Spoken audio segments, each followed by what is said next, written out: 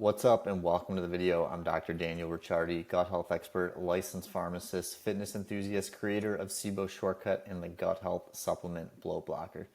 This video for you today is going to be a little bit different than some of the other ones that you've seen me do in the past. I'm actually going to break down right up here an actual GI map test. This is from one of my past clients. We're going to be going through this GI map test in a lot of detail. Going to be talking about what to look for, what do you take from this data, and what are some of the key markers to actually look at, and if these key markers show up or based on the results, what should you be doing? So it's going to be, I'm going to take you through basically my thought process when going through these. And first things first, before we start, a test like this one, if you're just starting out, let's say you've had digestive issues and you haven't really done anything yet, don't go out and spend $400 and get a test like this done. This is not the first thing to do. If you want to know what to do first, I made a video, which I'm going to put a link right up here. There's basically 6 steps that I have toward addressing your gut health issues. First being, it's going to be address your diet. If you're eating a crappy diet, you know who you are when I'm saying this, then this is something you got to get cleaned up first before doing a specialized test like this one. After that, addressing chronic stress, your eating hygiene practices. After that, we get into trying some digestive support supplements, things like betaine HCl or apple cider vinegar to boost stomach acid. This might be digestive enzymes, ox bile, things of that nature. And then going to your number 4 would be going to your regular doctor's appointments and ruling out significant things. Obviously, this is the last thing that we're going to want to happen for this reason, but obviously going to your regular doctor, good thing to do. Make sure nothing serious is going on, and if there's something pretty obvious that you can address, some of the labs that they may run there or your regular checkup can find it.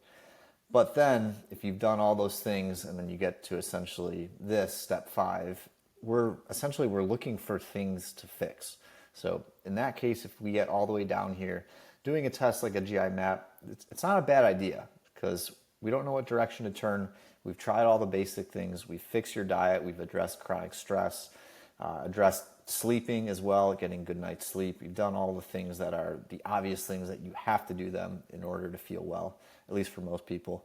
There's some people that don't do any of this stuff and feel great, and to them, well, they're not going to be watching this video because they don't have digestive issues. So if you're doing a GI map test, the last thing I'll say before I get into it is there's been some speculation if you do a GI map test or a test like this, are they actually accurate? And to answer that, no test is 100% spot on where the exact number that it's showing up on the test is always 100% perfect.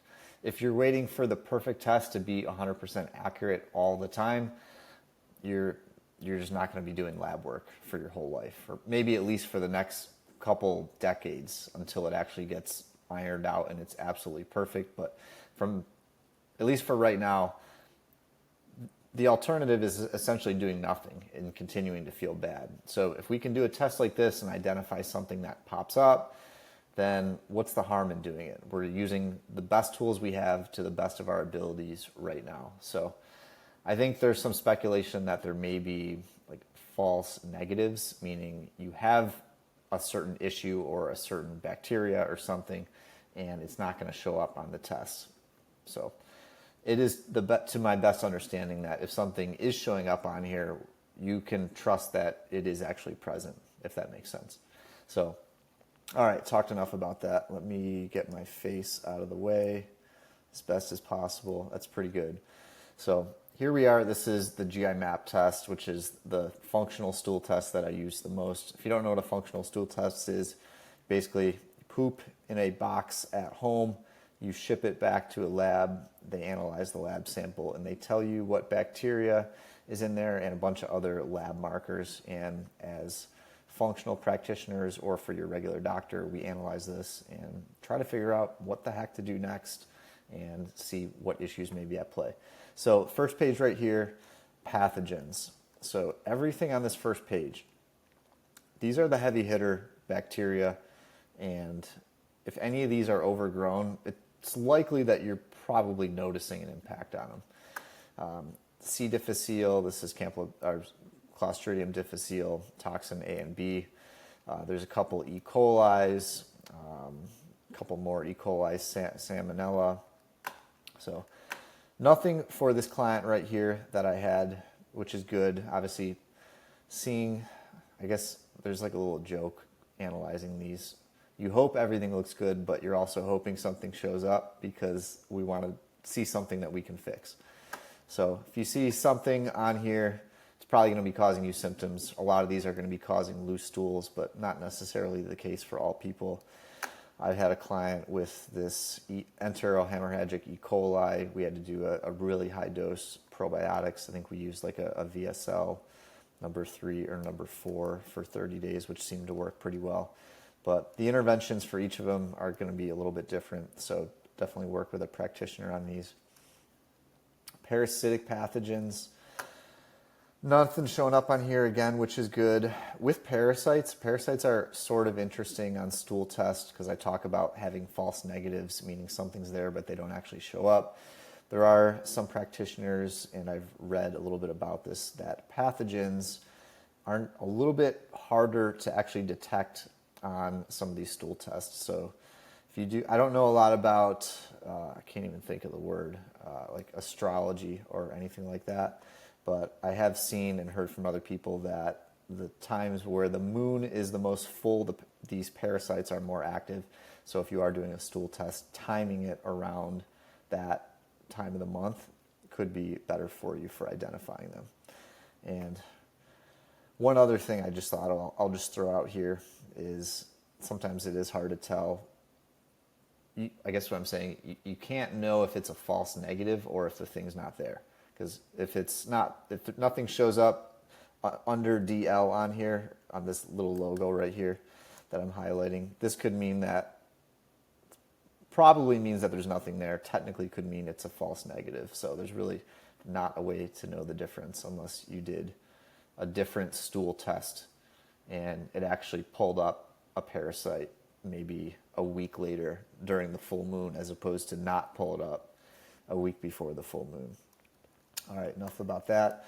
Viral pathogens, in all my days I have not seen, I don't think I've seen anybody come up positive on these. That doesn't mean that they can't. But anyways, this is just a little key. So gives you, oh, I guess I should talk about this. So the reports, so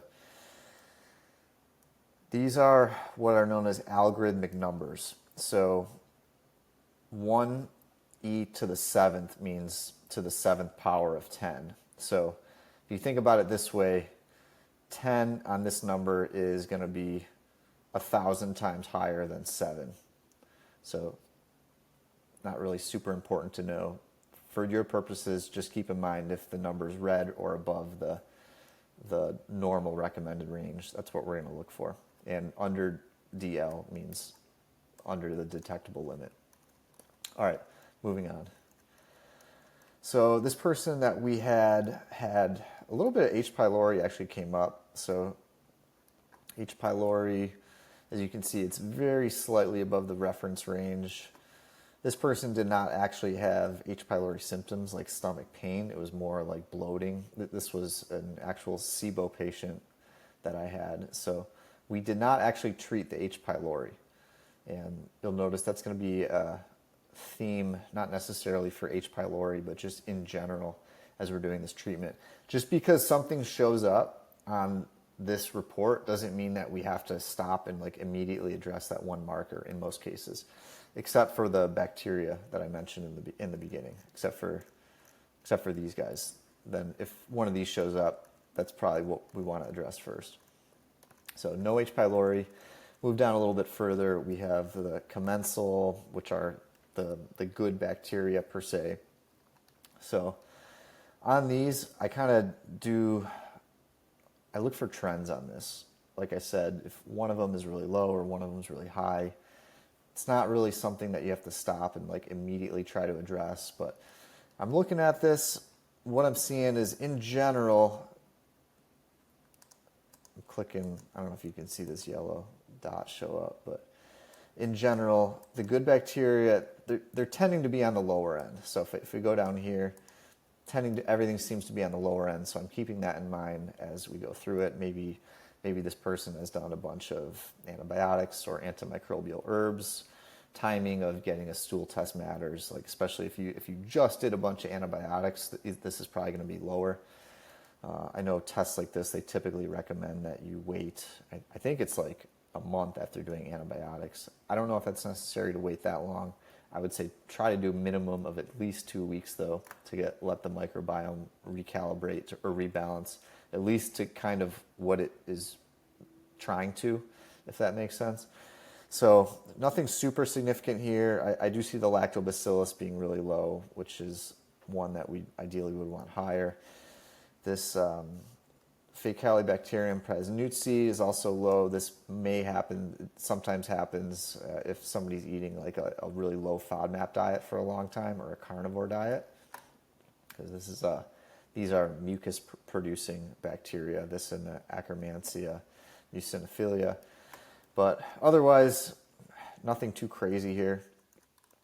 I don't know, what did I do here? I think I blocked this out. That was an accident. But Bacteroides, these bacteria, these normal phyla, these are kind of low. So keeping that in mind as I go through. If we scroll further down, we have opportunistic and overgrowth microbes. Basically, if you have gut dysbiosis, your microbiome is imbalanced to some way. Everything in this list could cause an issue, but in general, they may be overgrown or low, and they may not cause you a lot of issues. So this is one reason why I don't recommend everybody go out and get a GI map test. That's the last thing I would recommend. If you feel good, do not go looking for issues. There is certain lab work. Maybe you want to get your regular CBC that measures your like red blood cells, white blood cells, your red blood cell magnesium, your vitamin D. Those are all good things to check regularly. We can all agree. Cholesterol levels, blood pressure, do that regularly. But if you don't have any digestive issues, don't go looking for issues, because you may see stuff, especially in this section, where something may be high, but it may not be affecting you really at all. So Bacillus, these are the spore-forming bacteria or spore-based organisms, sometimes they're called. Looks like my client very slightly above the reference range, and same thing with Pseudomonas. Again, not sure we really take anything, nothing really drastic that we definitely have to take issue from. Commensal overgrowth microbes, we have the sulfovibrio. From my practitioner expertise standpoint, this is relevant because this is a hydrogen sulfide producing bacteria. So it's underneath the reference range, still kind of slightly below it. Methanobacteria, I can't even say this word, it's embarrassing. The methane producers, again, showing up underneath the reference range. This is one of the key families that causes what used to be called the methane type SIBO, now more it's called intestinal methanogen overgrowth. Anyways, moving down a little bit further, we have some of the autoimmune causers if they're out of line, and everything's within the limits of this test on these. I look at Klebsiella a lot, and also Proteus, because these are also ones that produce gas for SIBO. Keeping this in mind, a GI map or functional stool test, this is not a SIBO breath test, but sometimes it can clue us in, hey, if this bacteria is showing up and it's really high in the large intestine, guess what? It may not be a super big surprise if it's high in the small intestine as well. And especially with the methane producers, these can, the methane counts if it's in the large intestine as well as the small intestine, which is the reason they switched it from methane SIBO, methane small intestinal bacterial overgrowth, to just general intestinal methanogen overgrowth. So moving down, nothing else really jumping off the page for my client here. Fungi, yeast, nothing. These, similar to the parasites, from what I've heard and experienced and heard from other practitioners, these can be a little bit difficult to detect as well. And some people seem to think you get more false negatives on these on a stool test like this one. If you're suspicious of fungi, You have oral thrush, which is like a white film or like a yellowish film that forms on your tongue. You're getting like a ringworm on your skin, jock-ish, yeast infections, dermatitis on your scalp, which is like flaky scalp, dandruff type thing. That can all be related to these. So those are symptoms to look for. A couple viruses as well, which, again, something like this shows up, can definitely cause a lot of issues. I want to address this directly. And then we have some more parasites. So the parasites that I showed you previously, if we go up a little bit, these were the bacterial parasites. Or excuse me. No, ignore that. Those are just the more dangerous ones. I was going to say these are the single-celled ones, and these ones are the worms. That's not the case. Those are just the more dangerous ones. So protozoa, these are the single-cell parasites that you're not going to see in your stool. Like if you have a poop, there's not going to be any worms in it. So you can only detect these basically through doing a test like this. Worms, typically you can see. Some are smaller, they're kind of like the size of a staple, and some are much longer, like tapeworms. So nothing showing up. Moving down a little bit lower. So these intestinal health markers do give us a lot of information in trying to figure out what to do or what body systems to support. Steatocrit is a measure of, it's essentially how much fat is showing up in the stool. So if fat showing up in the stool, usually your stools may be more floating. They might look kind of greasy. They might look gray. That's a good sign that fat is not your body's not breaking down fat properly. So nothing here. Looks like this patient's in a very good range. This is elastase 1. So this is a sign of pancreas, basically digestive enzyme production by the pancreas. And again, in a very good range here. There's two places in the body where digestive enzymes are actually created. So the one is in the pancreas and the other one is in the lining of the small intestine. So you can get good production from the pancreas, but if you have an issue, like if you have SIBO, candida, sometimes you'll have less production in the small intestine, which can impact you to the point where you'll want to take digestive enzymes. This beta glucuronidase, this one right here, this is basically a sign of how much your body is redumping toxins that it absorbed back into the bloodstream. With this, the way your body breaks down toxins, there's basically a phase 1, phase 2, and phase 3 detox. You don't need to know this, but basically it goes from 1 to 2 to 3, and ideally then we eliminate those toxins from the body. So if your beta-glucuronidase is high, that means that your body is essentially like recycling toxins, and it's something that you're probably going to want to address or assist your body in. So no issues with that with this person. Occult blood, if you find blood in the stool, in that case, looking a little bit lower, like is there some ulcerative colitis, like irritable bowel disease, Crohn's, that kind of dynamic, or fissures, something going on where there's like a physical issue in the large intestine that's showing up. I suppose that would be more if it's bright blood. The brighter the blood, the closer to the rectum the issue is. If there's kind of like darker, like more blacker looking blood, it could be higher up in the colon. So something to think about. No issues here. And then to this immune response section. So secretory IgA. These are antibodies. Anytime you see Ig, that's your body's immune response ability. And the IgA is a particular one that's found in the small intestine. So does this mean this person's immune compromised? No, not necessarily, but typically if IgA is really low, it probably just means there's been some sort of infection that's been going on in the GI tract for a really long time. And the body's been fighting for a really long time, using up a lot of resources to produce IgA, and it can just be worn down. So that's a clue on this. Hey, like we may want to support the body doing something like a colostrum where we're adding antibodies, or like an immune boost may be something good to do in this case. So anti-gliadin IgA, these are antibodies as well. This particular lab marker is going to tell you if gluten is troubling you right now. So for this patient, definitely we're going to be avoiding gluten, which I think we did. This was a patient from a long time ago, pretty sure. If I did not tell this person to stop eating gluten, at least for the short term for a few months, that's pretty bad by me, but pretty sure we did. So that's what that is. Eosinophilic activation protein. This is a protein that really kicks up for kind of like asthma and allergy related. So if it's an inflammatory marker that looks at that. So nothing showing up on here.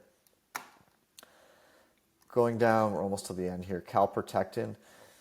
This is a general inflammation marker that's found in the large intestine, and typically they use this to diagnose irritable bowel disease, not irritable bowel syndrome. So irritable bowel disease is two diseases. This means ulcerative colitis, which is like extreme inflammation near the rectum, and then Crohn's, which can impact basically anywhere in the intestine. So nothing showing up on here. 19's good. There's a little bit of a discrepancy on what a number is that you should be alarmed with. I've seen 150 used as a marker, but I've also seen people say that you should be like under 50 for this, and if it gets over that, it can begin to be a concern. And then zonulin is also protein. So zonulin, these are little proteins that hold the cells in your small intestines together. And if these show up in your stool, that means that the proteins that are holding the cells together are not holding cells together. So this means that when you have leaky gut, the cells are spaced apart a little bit further. So zonulin is sort of an indicator of how much leaky gut's going on. So this person, we're in the yellow zone, so there's definitely some dynamic of it going on. So doing some stuff to address leaky gut, stuff like glutamine, mucilaginous herbs, some collagen protein, things of that nature can be useful. I didn't have bloat blocker available at the time, but that's also a supplement that I like using now for leaky gut. So last page, getting here. This page always amuses me.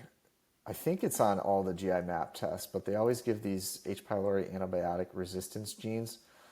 There's only, there's quadruple therapy, I guess, for H. pylori. So this tells you which antibiotics are resistant. Basically, this tells you which antibiotics not to use. So in this case, fluoroquinolones, this is stuff like ciprofloxacin. Basically, don't use this, but the other stuff looks fine. And bismuth as well for H. pylori is typically good to do to boost the regimen. But that's it. That's basically how I go through, analyze these GI map and stool tests. And let me know what questions you have on this. That's all I had for this video. This is the first video like this style that I've done. So if you like these, let me know. It's kind of a little bit slower paced, a little bit more long-winded explaining, but if you like them, let me know. Let me know what questions you have down in the comments below on this, and if there's any other tests or anything like that you'd like to see me analyze. Thanks for checking out this video. Let's finish this off here. If you want to see more videos like this, I think you're going to enjoy one of these two videos here on either side next. Thanks so much for watching. See you next time.